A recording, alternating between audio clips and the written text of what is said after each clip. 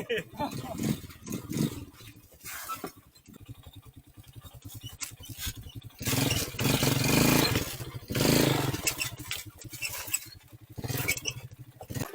ป็นยังคือบ่ขี่ตรงเด้อนี่แหละผักหยากอีดีผัก30นี่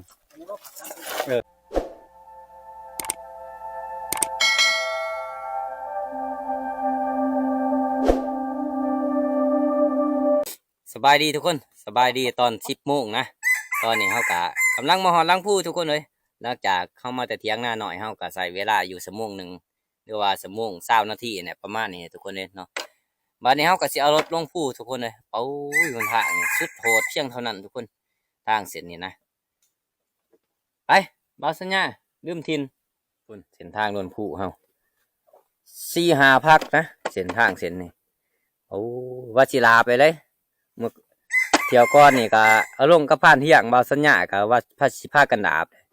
ยังสิมาพากันเอาลงอีกบัดนี้ลาบ่เป็นจักเทื่อมีบ่เสือกอีลงนี่มัดเครื่องมัดของให้มันแน่นมันนำแล้วก็สิดึงลงนะคือมื้อนี้ก็3 คนแค่นี้เอาลงทุกคนแล้วก็นึงมารถบ่หนักปานใดถามว่าสำใดสำนึงก็ห้ามลงเลยเอามัดแน่นๆเด้อดึงไว้เด้อ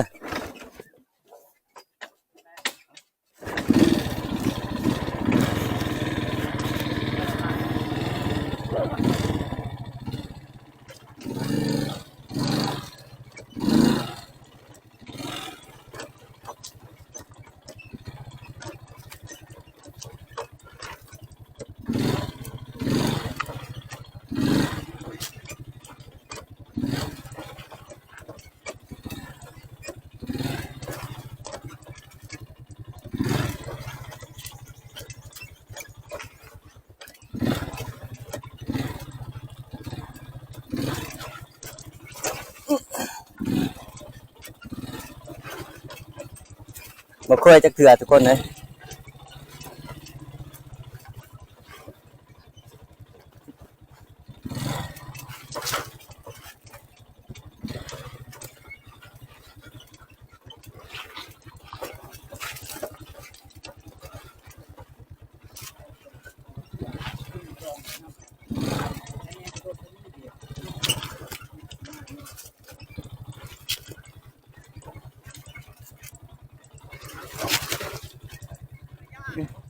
โป้ให้เลยโป้ให้เลย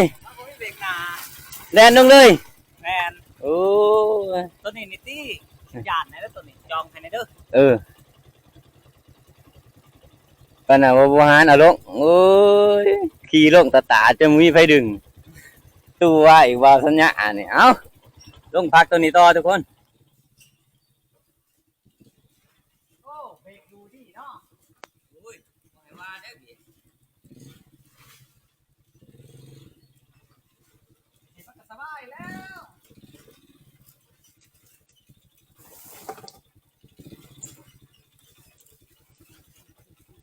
เอาจับคนละทาง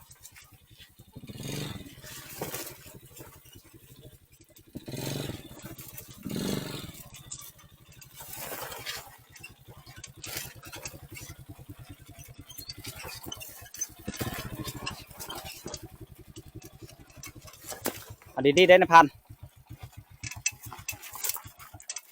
ใครแต่ว่าพันเป้าเพิ่นนี้เป็นคนตัวใหญ่เนี่ยทุกคนเลยเพิ่นก็จะจองสบายป้าบ่ได้แหกเสียวกับหยักเนาะมาหันนี่ละให้เพิ่นชอยเอาเฮ็ดบานนี่แม่นถึกเลย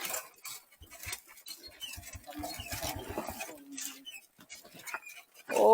คักแล้วพันท่องเห็นแล้วบานนี่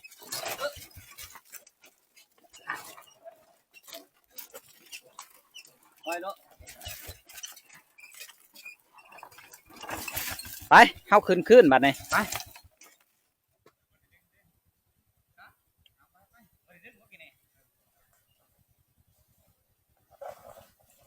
ใครอยู่หรอกเกิดเบาๆมันจับลืมบอกให้ลงข้างนี่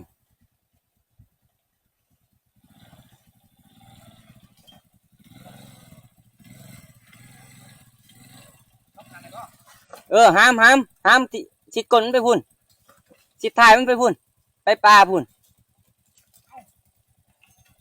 ทั้งหนาบ่ทันเปล่าลงเด้อบัดนี้จะอวยน้ำมาพี่บัดนี้อวยน้ำมาเบื้องซ้ายพี่โอ้ยตัวรถเพิ่นสูงไหลมากอีดีว่ะงั้นนี่ก็บ่ย่านนี้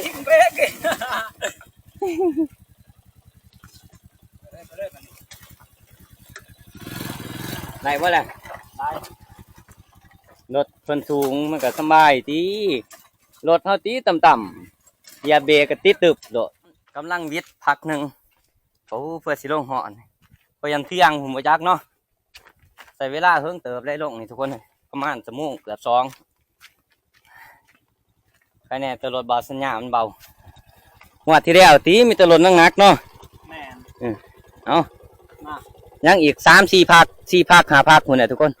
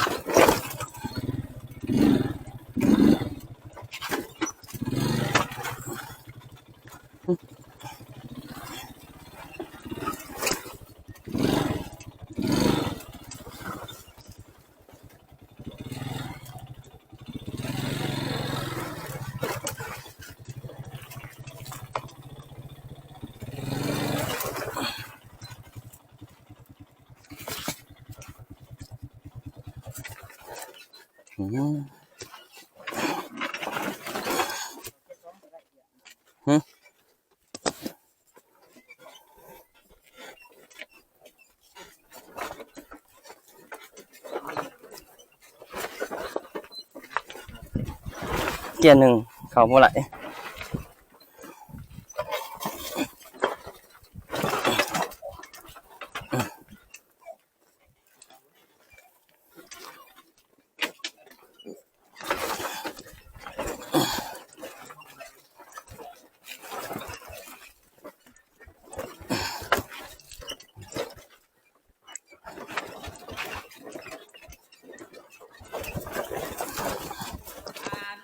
มาดึงรถใส่ผู้พิการ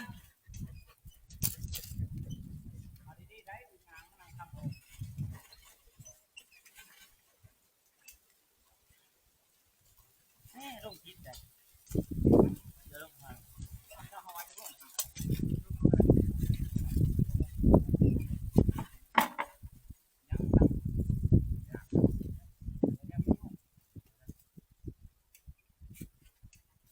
ห้ามคนแล้วก็จับห้ามเป็นช้ำห้ามหนูเนาะเฮ้ยมาขึ้นกันห้ามขึ้นรถนี่เอาวิทย์เนี่ยนะว่าเนี่ยมันหัววิทย์ละตีอยู่ใดมันหัวในกระพิ้วเรือ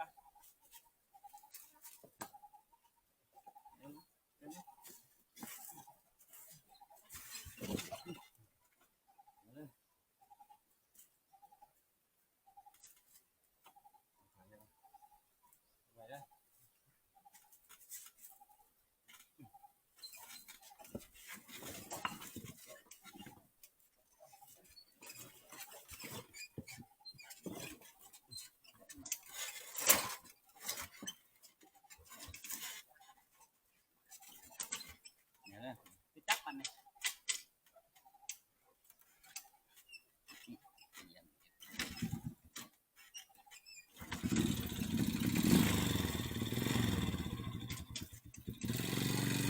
ว้ายทำไมไม่แท้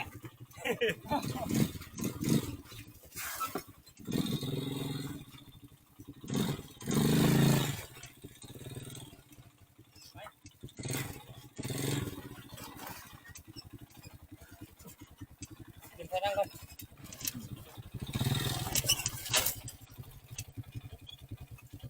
เป็ดไก่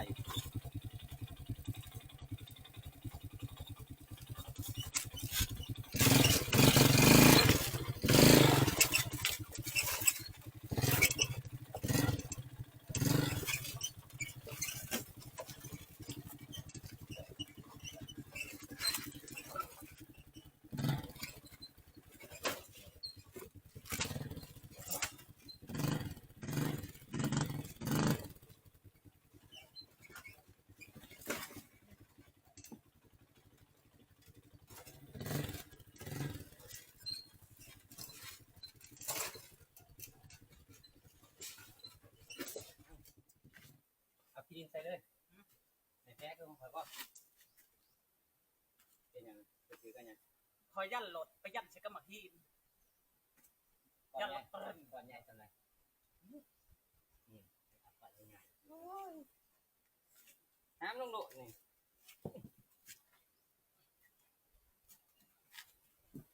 เพิ่นสิว่าลงมันสิต่ำบ่ก็ต่ำเนาะ สบายกับของอากาศเด็กเนี่ยนี่เขาก็บริเวณนี้ไปก็มาเลย เอาแล้วนะ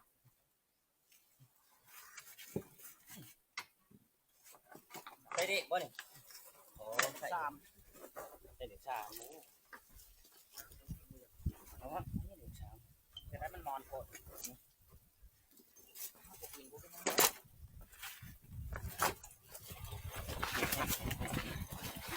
และมันติดเด้อ เห็นเลยเนาะคือมีกระเจี๊ย เอ ได้ อเอากดเป็น โอ้ยเป็นจังไดล่ะ โอ้ออกไปเรื่อย ขออนุญาตกับ FC เด้อนี่ ๆโอ้ย บาสัญญาได้แพ้อีกแล้วซ้ำในผ่านเด้อในผ่านก็ได้แพ้ตอนขึ้น โอ้เจ็บเลย เอาว่าอย่าใส่ บ่ใส่หักอลีบาดเนี่ย เต็มแห้งบ่ มันใกล้หัวใจ เออ 1 2 3 4 5 6 7โอ้ย บ่ยากบ่ยาก สบาย เมื่อนี่เมียก็โอ้ยฟออีดาฟอบักหำเอ้ย ผมมอหน่อยดีไว้ขนาด เออแม่นไป ตั้มตั้ง เป็นหยังคือบ่ขี่ตรงเด้อ บ่มัว นี่แหละพักยากอีดีพัก30นี่รถไถขึ้นก็ห่วยให้จักให้น้อยพุ่นใด อันนี้10กว่านะ รถขอยหันคันบ่ต่ำโอ้คันมันบ่ต่ำหันตีลังกาลงโอ้แด้นี่ บ่คอยกับคันนี้เบรกหนานี่เบรกหนามันสบายเนาะนะครับเนาะ ข่อยสิไปเฮ็ดใหม่อยู่คันว่าบ่เฮ็ดใหม่ข่อยเอาไว้หลังผู้ คือมีกระเจี๊ยได้ปิดไว้เปิดเนี่ยนี่หน่อย ลึงสายไฟออกติ เอาเพียงเลยวันนี้ ขี่เลยขี่เลยโอ้น้ำมันเหี่ยบ่นี่ แน่น เดี๋ยวเอาไปสิครึ่งให้เด้อโอ้เหี่ยเบิดบ่ได้หนึง ทงละเห็ดตัวนี้ ทงบ่ แม่น โอ้ ทงแบบว่ามันเกาะลงหั่นนะ เพราะว่าแต่น้ำมันรถข่อยแม่นรถเจ้าไป ทงสองเทียมมันแล้วนะครับเลย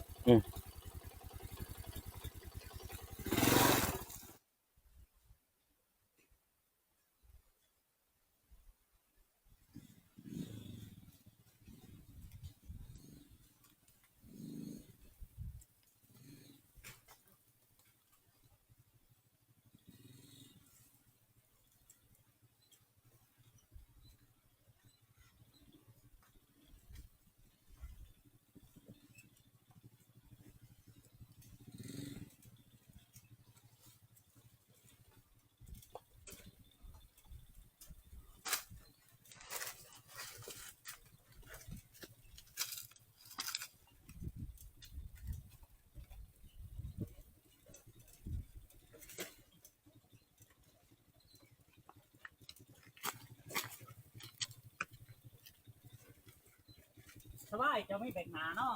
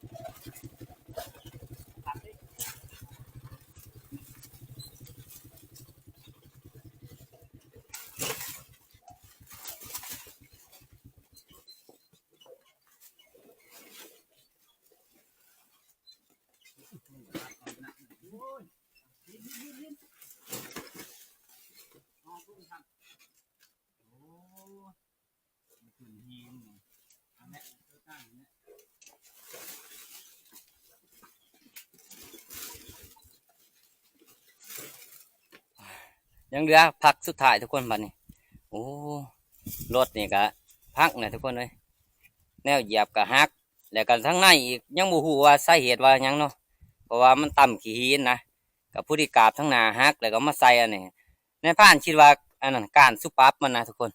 เนาะโอ้จักสิเมื่อหอเทือนได้บ่ทุกคนเลย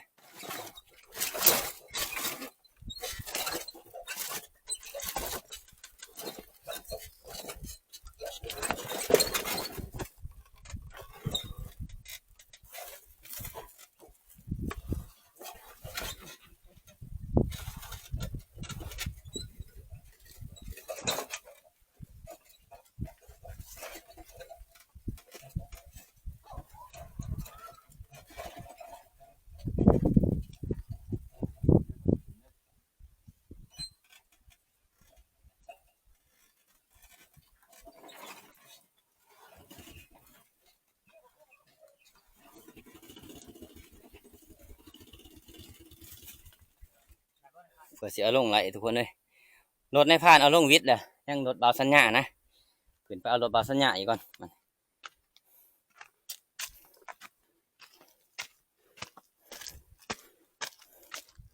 คือผักตัวนี้ก็สั้นสุดทุกคนเลยเนาะนี่คือว่าตัวนี้เป็นผักที่สองส่วงขึ้นนะผักตัวนี้ส่วงเข้าขึ้นมันจะเป็นผักที่สองแต่สั้นส่วงโอ้พร้อมแล้ววัชญาน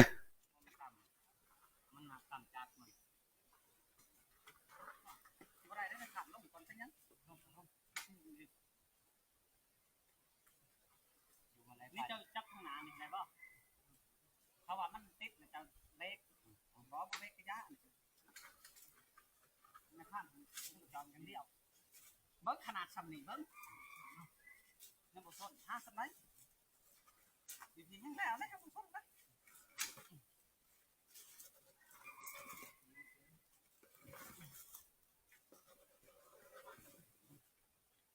เอาลงผักมันเป็นนี่เอาลงนี่ลูกนี่จานคอยที่เนี่ยครับ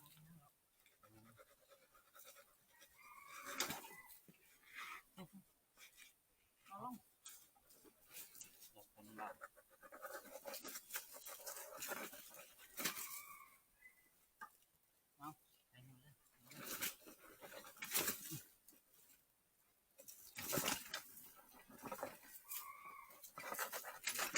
ติดเลยอยู่เด้อ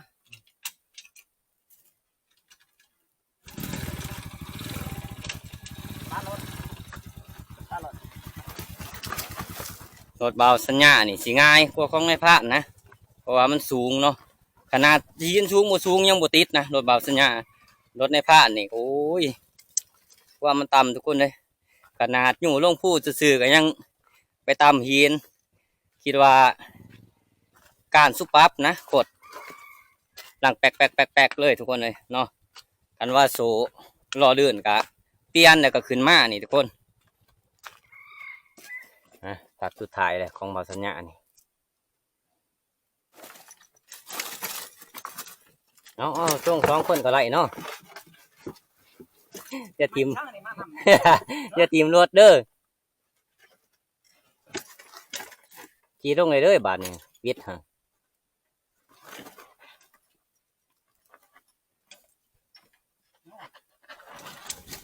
โคตรเด็กลงเลยหรอคือว่าวิทย์เป็นที่เรียบร้อยเนาะที่ห้ารถลงผู้นี่ทุกคนเลยโอ้ยสุดโหดเลยลำบากขนาดทุกคนบาสัญญาเพิ่นไปเลยใครแน่แต่ว่ารถเพิ่นง่ายดีบาสัญญาถึงเบาทุกคนเลยเนาะกันว่าสองคนนี่ห้ามไล่นะตอนขึ้นนี่ห้ามขึ้นไล่เลยไม่สอดทางนั้นครั้งนี้ห้ามขึ้น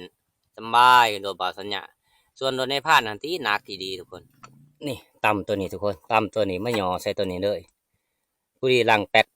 ลกเลยเฮาก็บ่ฮู้ว่าอีสังเนาะนี่ผู้นี้เมื่อหอดเฮือนผู้นี้จังสิเบิ่งใหม่ทุกคนจักว่าสิเป็นแนวไรจักสิเมื่อหอดเฮือนได้บ่อันตรายดีทุกคนน้ำมันหน่อยเลยตัวนี้ก็หักขางหนึ่งขาตัวนี้ก็หักขางหนึ่งดังแห้งอีเนาะไปต่อวันนี้ เพื่อสิหอดเพื่อนทุกคนนะจะสิหอดบ่หอด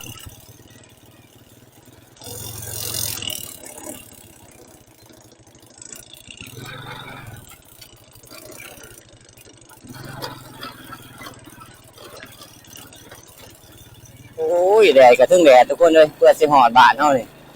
กำลังหอดเพื่อนพันใหญ่ออกจากเพื่อนพันใหญ่วงหนึ่งทุกคน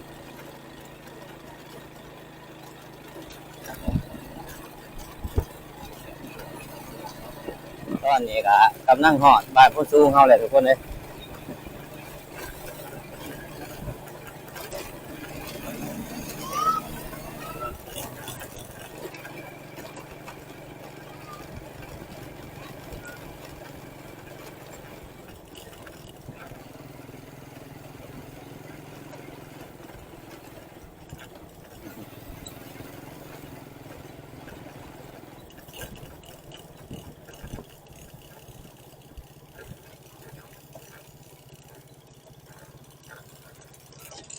โอ้ขี่รถเด็กเดียวมาด้วยเด็กสี่ถูกโอ้ยออกนะ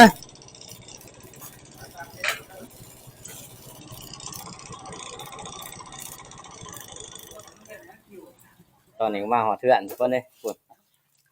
หาวแห้งอยากไปป่าด้วยใช่ละลูกชายฮะ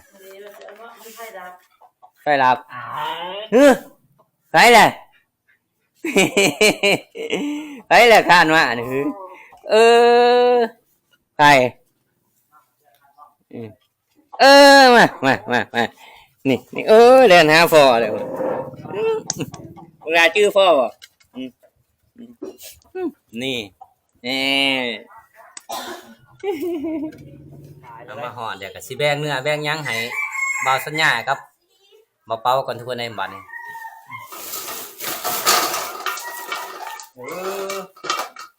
แหงมันเลยเนาะพัน แบ่งบ่ได้ยากเลย แบงโลดใช้ทุกอย่างได้ใช้ทุกอย่างคอยเด้อบ้าได้กระสอบ ได้กระสอบไปยังจังไหน ทุกอย่างแล้วทุกอย่างไงไหนนี่บ่ นี่ เขาจะว่าเฮาได้หมูเนาะบ่ได้โอ้ยสิช่วยกันนี่หมูไปหาหมูกระปบพุ่นละรอบนาพุ่นละจะสิเอาหมู มันมีอีหยังนี่3ขานี่คนเอาขาโหลด เอาราใช้คัน ขาหนึ่งแบ่งบ่ยากไปคุณราคาเนาะเก็บคือเก็บป่านี่เนาะ แบ่งยาก ก็ได้ยืดเขาอีกบ่นี่ค่ะ กินชั้นมัน โอ้เอาสั้นนั่นดิ ไม่เอาออกเลยเนาะ ผู้ได้หมักกระแสเกม10กิโลผู้ได้บ่หมักบ่ขี้ ไปเอามันนี่ เอ้าไปใช้ค่อยๆนะใช้รถตัวแรกก็ใช้รถเมื่อยเลยทุกคนเลยเพียละเพียแห้งแล้วนะใส่กระสอบให้ค่อยเด้อผู้แรกขึ้นสุดนาผู้แรกจังสิมานก้านี่มันบ่มานแหละก้านี่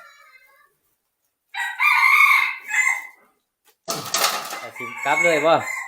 แมนกลับเลยได้ อ๋อ ให้พันเที่ยงไปส่ง โอเคเอาพอใส่กระสอบมาเลยก็ได้เข้าว่าสอบหนึ่ง ใส่น้ำมัดเด้ คลิปวิดีโอนี่ก็มีอย่างไรทุกคนเนาะจะผ่านกับสปิดไว้เพียงเท่านี้เนาะรอติดตามคลิปวิดีโอนะก่อนอื่นก็ขอบคุณขอบใจทุกคนที่เขามาหามาชมในผ่านตั้งแต่ต้นจนจบเนาะขอบใจได้ทุกคน